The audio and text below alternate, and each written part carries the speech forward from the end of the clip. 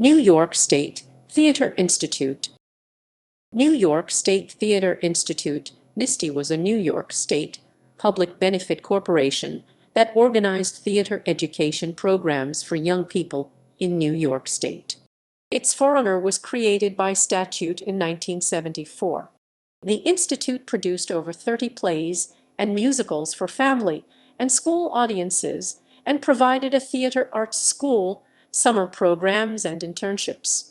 The company toured within New York State and abroad. The institute closed in 2010 following a state inquiry into alleged irregularities. History. In 1974, the New York State Legislature enacted legislation creating the Empire State Youth Theater Institute (NYSTI) under the guardianship of the State University of New York. Its founding director was Patricia B. Snyder.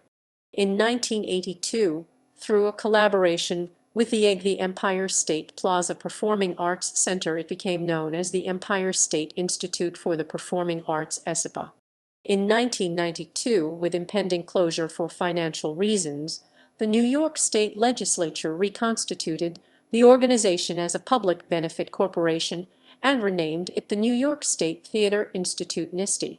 The institute later moved to the Troy campus of Russell Sage College. NYSTI was the first state-mandated theater education program for children in the United States.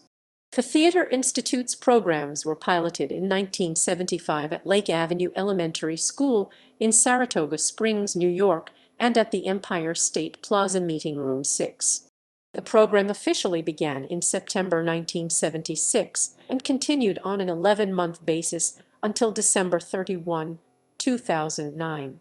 Following financial difficulties and an official inquiry into alleged nepotism and misuse of funds, the institute closed at the end of 2010. Mission. NYSTI's mission was fourfold. 1. To produce professional theater of the highest artistic standards for family and school audiences. 2. To use those productions to provide provocative and innovative arts and education programs. 3. To exchange theater, culture, and humanity with the people and artists of other nations. And 4. To develop new plays and musicals for family audiences. Methods and educational programs. Performers, technicians, staff, and guest artists used theater to motivate school students to find new interest in their daily subjects.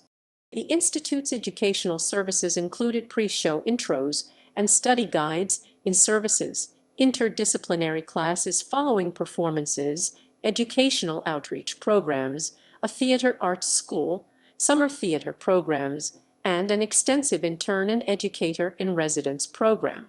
All members of NYSTI's professional staff participated in educational programs. Internships.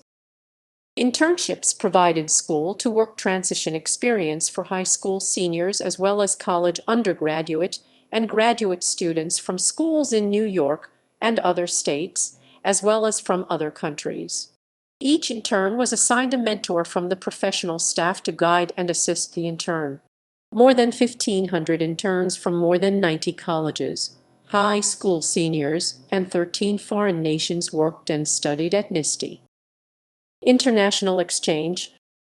The Institute always maintained a commitment to international cultural exchange, beginning with the tour of The Wizard of Oz to Moscow in 1974 by the troupe from the State University of New York at Albany, whose leadership. In 1986, the Institute became the first theater company from the United States to perform in the former Soviet Union upon resumption of cultural relations between the two countries. The company returned to Russia in 1989 and twice hosted visits to the United States by the Moscow Musical Theater.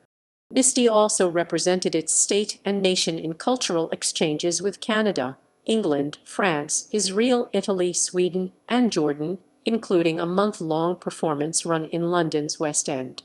NYSTI hosted more than 30 foreign artists or companies from such places as Russia, Israel, Jordan, Sweden, Scotland, Hungary, England, France, Canada, and Japan.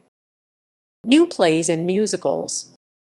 8 of NYSTI's premieres were accepted for licensing and publication by Samuel French Inc. Among NYSTI's count of more than 45 premiere productions were William Gibson's Rag Dolly, which toured to Moscow in 1986. A later version opened on Broadway as Raggedy Ann. Paul Shire's Hisner, starring Tony Lobai and Co., which won 5 Emmy Awards in a WNET/13 co-production and later played on Broadway before touring.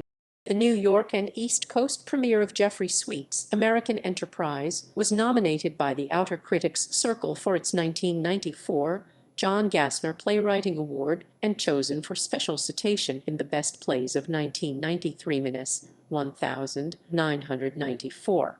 Warner Music Group awarded NYSTI $400,000 in 1996 to develop 5 new musicals for family audiences. The first of those was A Tale of Cinderella by W.A. Franconis, Will Severin, and George David Weiss, made possible in part by funding provided by Warner Music Group and by the participation of Warner/Chappell Music, Inc. Warner Bros. Publications also published vocal selections from A Tale of Cinderella. The video was broadcast nationwide on PBS stations. In the 2001 season, A Tale of Cinderella toured all the major cities of New York, including Buffalo, Syracuse, the Capital Region, and Manhattan.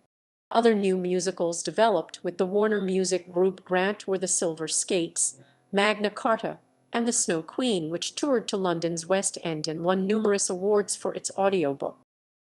National touring. In addition to its tour of A Tale of Cinderella, NYSTI toured its education programs and performances to New York City, with productions of Institute Originals' Sleeping Beauty and Beauty and the Beast, and new stagings of Narnia and Slow Dance on the Killing Ground. The theater company also performed at the Kennedy Center, Ford's Theater, Queen's Theater in the Park, the Fulton Opera House, and the Honolulu Theater for Youth. Audiobooks. In later years, NYSTI, through Family Classic Audio, began producing audiobooks. 10 of its titles won awards from 5 national presenters in all kinds of genres: musicals, mysteries, and dramas. 2 titles won audio awards from the Audio Publishers Association: The Killing's Tale, Sherlock's Secret Life, and another 6 were named Audio Awards Silver finalists: Hollowville, Sherlock's Legacy, King of Shadows, Heart of Troy, Zoe Caldwell Reed's Oscar Wilde Fairy Tales, A Little Princess.